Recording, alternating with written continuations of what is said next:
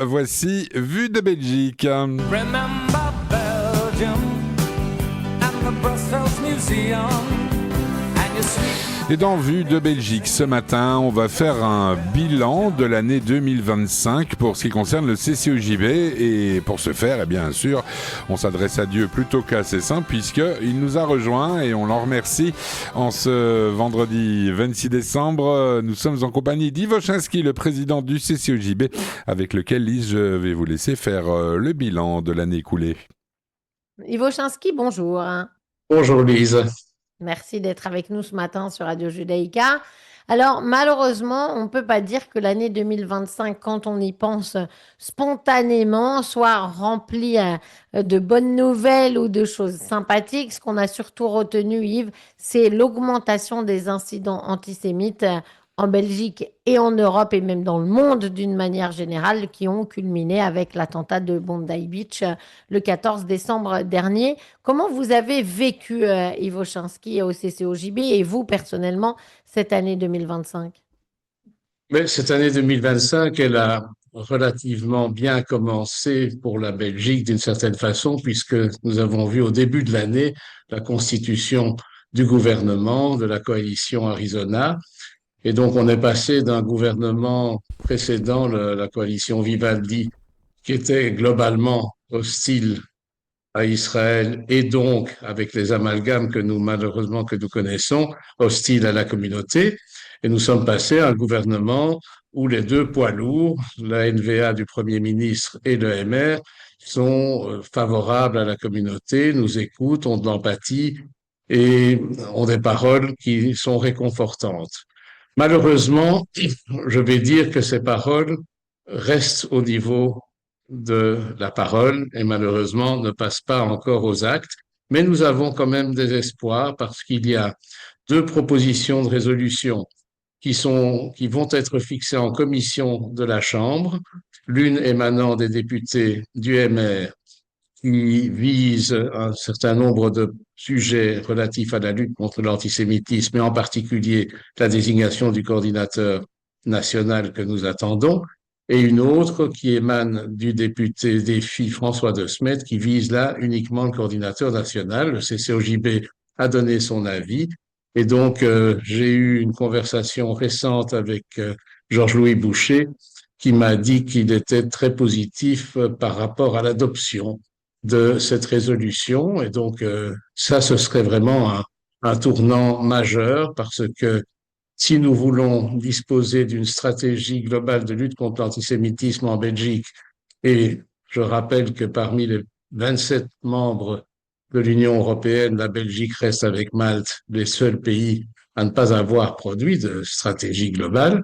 Donc, ce serait le moyen d'obtenir enfin cette stratégie pour laquelle nous luttons depuis des années. Donc ça, c'est un élément positif. Un autre élément très positif de l'année, évidemment, qui a été salué par toutes les communautés et par le monde entier d'une certaine façon, en tout cas le monde libre, c'est le plan Trump, la libération des otages. Nous pensons évidemment à Han Gvili et nous espérons la libération de sa dépouille le plus vite possible. Mais couplé avec le cessez-le-feu, c'est une situation qui, en Belgique, n'a peut-être pas tellement changé, mais en tout cas qui, pour Israël, a constitué véritablement un soulagement pour l'ensemble de la population. Donc ça, ce sont les éléments positifs, mais effectivement, il y a la poursuite des actes antisémites, notamment en Belgique, parce que de ce point de vue-là, il n'y a pas de cessez-le-feu, ça continue et toujours de plus belle. On se souvient de plusieurs événements, notamment l'annulation du concert de la Philharmonique de Munich, Festival des Flandres à Gand, parce que le chef d'orchestre était Lav Shani, chef d'orchestre israélien. On se souvient de l'annulation de la présentation par Raphaël Enthoven dans une grande librairie bruxelloise de son livre L'Albatros qui porte sur les derniers jours de sa maman, parce qu'il est juif.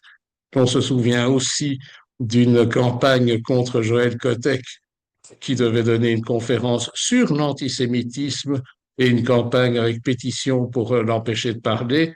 ce qui était l'ironie de l'affaire, c'est que cette pétition avait été lancée après qu'il ait prononcé cette conférence, mais enfin, le principe existait. Donc, il y a effectivement une inquiétude, et sans compter évidemment les attaques terroristes dans le monde. En février, au mémorial de l'Holocauste à Berlin, et puis au mois de mai, l'attaque du musée juif à Washington, et pour finir l'année, le premier jour de Hanouka, l'attaque à Bondi Beach, sans compter d'autres événements. Donc, on ne désarme pas dans le monde. Il y a des inquiétudes.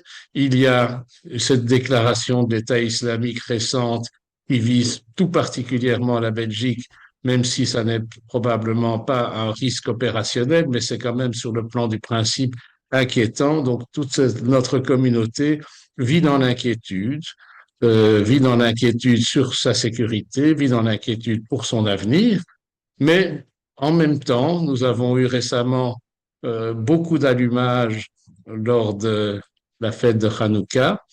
On a vu que les gens, la communauté et d'autres, des amis de la communauté ou des passants, se sont joints, sont venus en nombre, ce qui veut dire que même si la peur existait, et elle était légitime, bien entendu, la communauté n'a pas cédé à la peur, et ça a été l'illustration de ce que je prône évidemment et qui se réalise, c'est-à-dire une communauté unie, serrée, solidaire, et ça fait chaud au cœur. Et donc, vivons dans ce message d'espoir et de lumière de Hanouka. Alors, c'est pas moi qui le dis, c'est Patrick Charlier de l'UNIA. Il a dit clairement, il ne fait pas bon être juif en Belgique aujourd'hui. Quand on se présente ou qu'on est identifié comme juif, on est obligé systématiquement de se justifier sur ce qui se passe en Israël, sur ce que fait le gouvernement Netanyahou, et il a conclu sur le génocide qui est en cours. Ce qui est un peu désespérant, Ivo Chansky, c'est que Patrick Charlier à l'UNIA, il est censé faire partie des Belges les plus au courant de la lutte contre l'antisémitisme, puisqu'il dirige l'UNIA.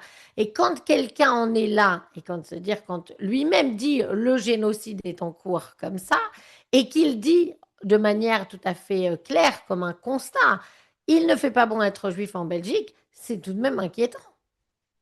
Oui, c'est ce que je disais. Cette inquiétude pour les Juifs en Belgique, elle est réelle, elle est profonde, et elle se manifeste à travers l'obligation d'être discret, de se cacher, euh, de ne pas porter évidemment de signes distinctifs, de kippa, de Maguette David. Et encore, on peut se poser la question. Certains disent non, moi je refuse et je continue à afficher ce que j'ai envie d'afficher, mais on sait que cela comporte un risque tellement il y a d'hostilité, tellement il y a de personnes qui sont prêtes à l'agression. Il y a eu des agressions physiques en Belgique, il y a eu des agressions physiques dans le monde, il y a, sans compter les attentats qui sont graves. Mais donc, Patrick Charlier, lui, il sait de quoi il parle au niveau des actes antisémites, puisque UNIA reçoit un certain nombre, mais pas toutes, de plaintes concernant des actes antisémites. Lui, vaille que vaille, il nous défend d'une certaine façon, mais le conseil d'administration d'UNIA pose plus de problèmes, puisque on se rappellera que UNIA a décidé de ne pas se joindre à la constitution de partie civile d'un certain nombre d'organisations, dont le CCOJB, dans l'affaire Bruxelles-Mens, par exemple, alors que cette affaire-là est parfaitement emblématique et significative de cet antisémitisme qui règne en Belgique. Et donc, je pense quand même à une déclaration toute récente à la suite de l'attentat de Bondi Beach, déclaration de notre Premier ministre Bart De Wever, qui a dit clairement que sa détermination sans faille de lutter contre l'antisémitisme. J'espère pouvoir à nouveau le rencontrer. Je l'ai rencontré quelques fois durant l'année 2025, toujours avec beaucoup d'écoute et d'empathie. J'espère pouvoir le rencontrer dans les prochaines semaines. En tout cas, le rendez-vous de principe a déjà été pris ensemble avec Regina Stuzny, présidente du Forum de Rio Organizasi, dont je souligne l'extrême unité qui règne entre nos deux organisations pendant tout mon premier mandat et ça continue. Nous n'avons jamais eu la moindre divergence et nous faisons nos combats ensemble.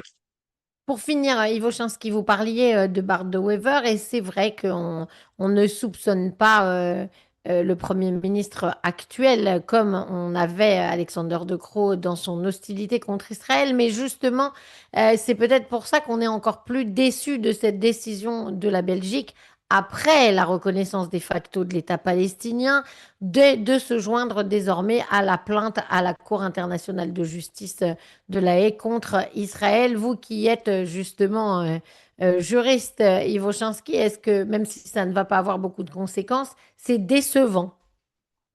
Oui, c'est décevant, tout comme la reconnaissance de la Palestine était également un moment, un événement décevant.